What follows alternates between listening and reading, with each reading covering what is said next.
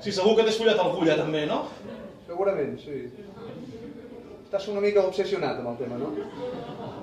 Pots portar la teva germana i fer-me tornar boja o el que sigui, però ara callaràs i m'escoltaràs, tots dos. Jo necessito dir-ho i vosaltres dos m'escoltareu, d'acord? Vale, digues, sembles una... Ei, que ja llegim!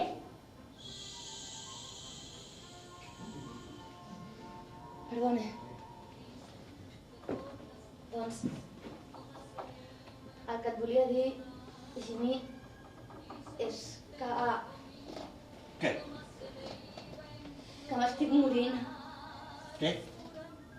que em moro. Què vols dir? Actuem com si res fora de lo habitual pogués estar passant.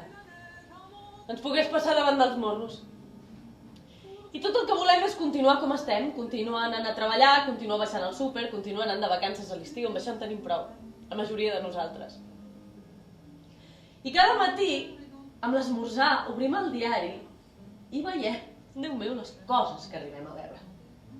Terratrèmols, tsunamis, guerres, odi, atrocitats tan grans que et deixen sense alè, t'ho juro, te'l xuclen del fons dels pulmons i te l'arrenquen en un moment. Però saps què és el que ens confon?